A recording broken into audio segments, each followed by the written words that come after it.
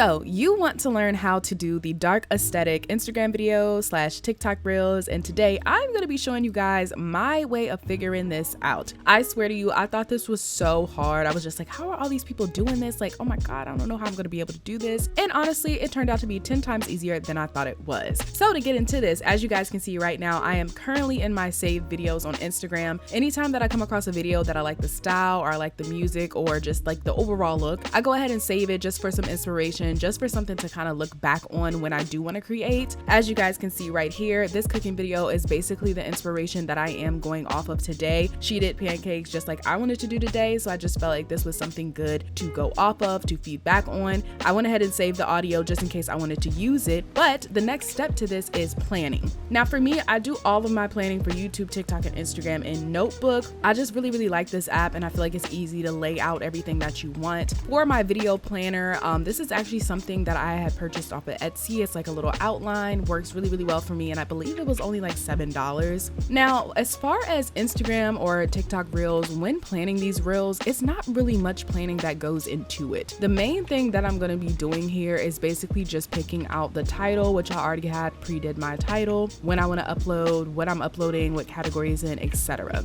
I'm also going to be deciding on which video that I wanted to record for today. I actually initially did plan on doing 3 videos within this one, but realistically speaking, when you are recording and when you are doing these reels, they can take quite a long time. So I didn't want to rush anything. I wanted to give you guys like a full-fledged tutorial, so I only decided to do one. There will be a part 2 to this video of showing you guys how to achieve this on your phone instead of your camera. So don't worry, if you film on your phone, you guys don't have a camera, there will be a part 2 to this video. So make sure you subscribe so that you're able to see that. But right here, I am basically just writing down a list of different video ideas that I could possibly do for this particular reel. There are so many different types of reels you can do. Day in the life, you can do beauty, you can do outfit of the day, skincare, etc. I decided for today that I wanted to go ahead and do cooking. My next video that I just talked about will be a daily vlog. So when you guys go on Instagram and you see all of those cute daily vlogs, I will be showing you guys that in the second video.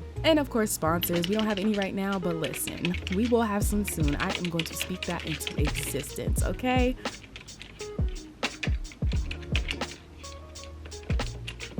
Right here, I am just going ahead and highlighting the 3 videos that I do want to do, because I actually will be doing all 3 of these videos, maybe not for the YouTube video, but just in general for my platforms.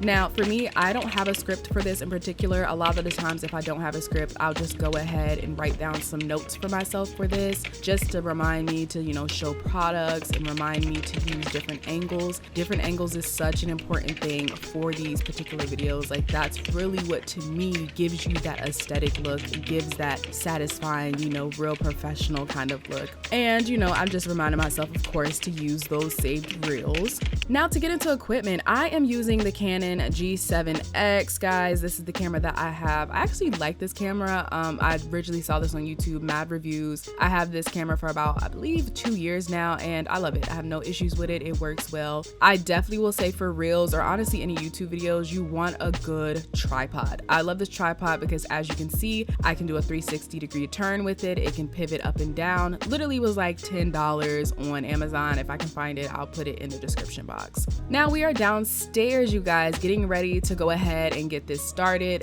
This is the key. This is the trick, you guys, to this aesthetic vlog. Right here, the ISO. I turn it down or I turn it up depending on if I want it bright or if I want it dark. To get that dark aesthetic, you have to ultimately turn down the ISO. So before it was on about 3400 and now it's about 1700. Of course, this differs depending on the specific lighting that you're in. As you can see in the next clip, I did decide to turn on the stove light. So ultimately, I had to go back and turn that ISO down even more. So we went from 3400 to about 900. Now, once you get your ISO to where it needs to be, ultimately it is time to start start recording. So as you guys can see right here, I am recording the teapot scene. I decided to move it and look like I'm placing it onto the stove just to give it a different dynamic. Movement and angles really make an aesthetic vlog. As you guys see right here, I am zooming in just to kind of give the viewers a different angle of the teapot so that it's just not stagnant. I decided to move to a different location in my kitchen, which as you can see is darker than the other location. So naturally you have to go in and turn it up just so that the lighting looks good and so that everything, you know, is together. You do not want to turn the ISO down too much because if it's too dark, it's not going to look good. You're ultimately going to have to go back in and raise the exposure, and it just kind of makes the quality to me lacking. So highly recommend just consistently change it if you have to. Now to kind of get into the cooking aspect and to give you guys a little bit as far as the tips and tricks that I use to get this video the way that I wanted it to be. Angles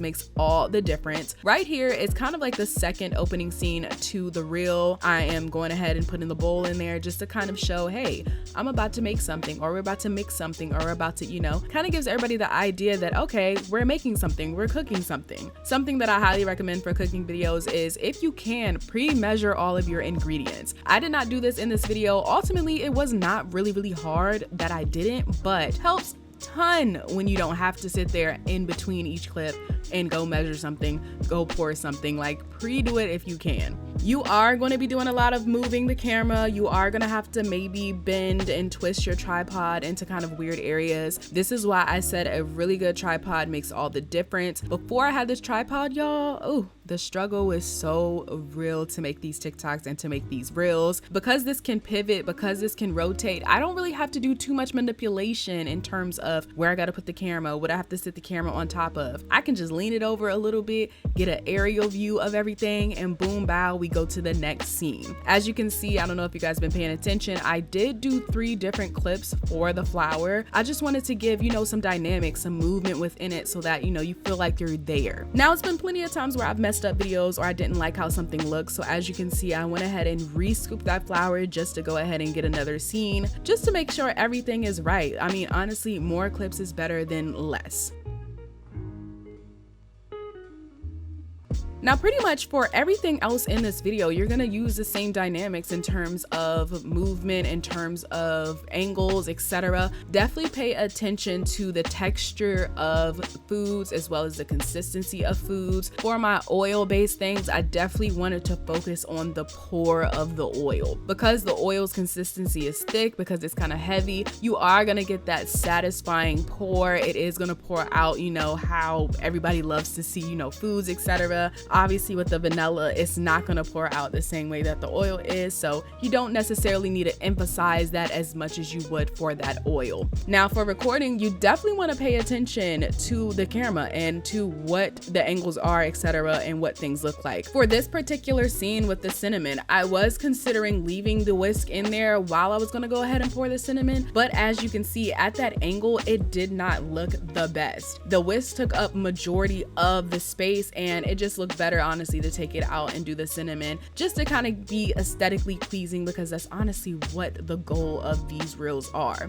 Now it is time for the teapot scene. So we did the teapot scene, now it's time to do the tea scene. Honestly, using the same techniques, doing different angles when it comes to pouring the honey, when it comes to pouring the water. As you can see, we are starting at like more of an aerial view, and then we're gonna go to more like a side view. It is a lot of adjustments and a lot of adjusting for this tripod, for everything, but listen, a good tripod makes all the difference. Now, when you are cooking, this is a crucial and essential thing that I recommend for everyone to do. Whatever you're cooking, obviously I'm cooking pancakes. For other meals, you might not need this. It might not be necessary. Please do a tester before you fully start cooking and you fully start recording. For my pancakes, they were not necessarily the consistency that I wanted them to be. So I went ahead and tested it out first before I recorded it, just so that I can go in and add more of whatever I needed to so that these pancakes and so that the recording turned out well. Please, if you're doing something of that nature, go ahead, do a tester. Obviously, if you're throwing something in the oven, you might not necessarily need to do that.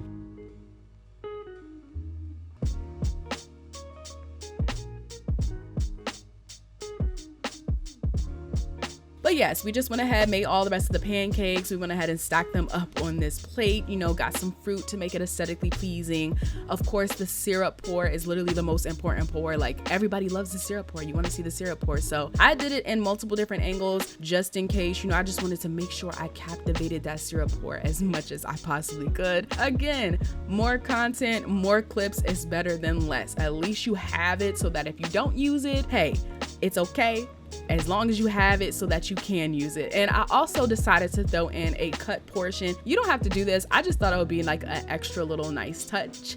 And yeah, that is where the recording aspect ends. Angles, movement, everything. Honestly, it's just gonna make your life easier when you actually get to the position of editing these vlogs, okay?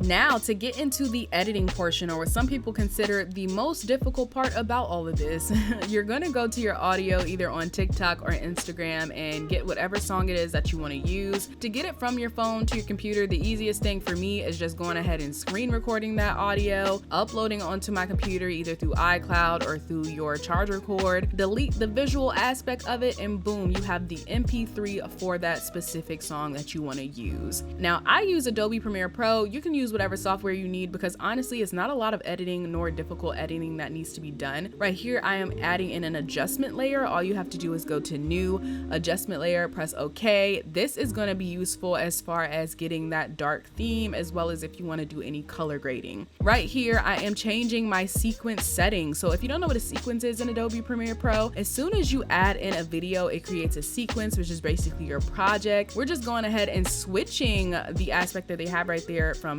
920 1080 to 1080 920 because it changes it to 916, which as you can see is the vertical aspect. If I'm going too fast, I apologize. Take your time, pause, go back on this video just so that you can see exactly what I'm doing. But for my iPhone users, if you do record on your iPhone, I will definitely say sometimes you will have to change the rotation of the clip as well as the scaling. I don't know why it does that, but sometimes it's too small, so I have to scale it up to 151. Sometimes it's too big, so I have to scale it down to 51. It's honestly a little weird, don't know why it does it, but hey, just play around with it until you get it to where you want it to go. Now, as far as the adjustment layer that we had earlier, we are going to be using Lumetri Color to change the exposure of our video. Exposure, from what we learned earlier, is literally what gives you that dark aesthetic. As you can see, I'm playing with it up and down, just trying to see exactly where I want to go regarding the exposure. The more you take it down, the darker it gets. The more you take it up, the lighter it gets. Again, you don't want it too dark because you do want people to be able to actually see what it is that you're doing inside of your video. So, you know, take it down enough so that it gives you that look, but also so that you can see what is happening and what is actually going on. Now, we're gonna go ahead and take the vibrance up a little bit. Even though the video is a little dark, you still wanna have that vibrant look and you wanna have those vibrant colors within it. Right here, I am changing the capacity of which the video is being shown in. Sometimes the video does act slow or it buffers, and when you change that, it does go back to smooth playback. Right here, I am basically just messing around with a couple of these clips. If you guys pay attention closely to the teacup clips, the exposure as well as the lighting is a little different, even though they were filmed basically at or around the same time. I'm just going in and bringing down some of that orange, putting up some of that green because the other color in the video is a little bit more green and a little bit less orange, as well as changing the exposure, bringing that exposure down a little bit just to kind of match that teacup video as much as possible. It's not going to be perfect by any means, but you know, it's going to be a 30-second to a minute clip. It doesn't have to be perfect.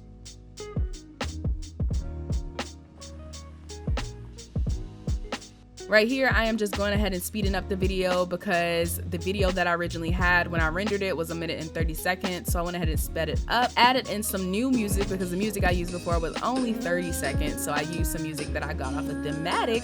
But here is the full video, you guys.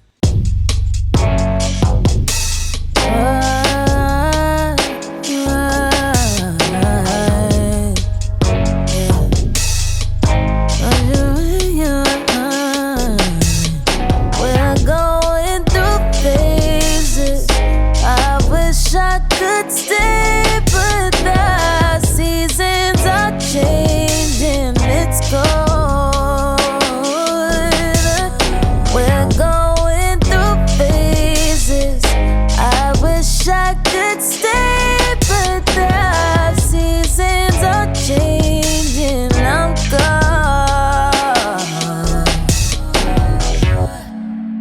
nobody love you like I do, and can't nobody hate you like me too.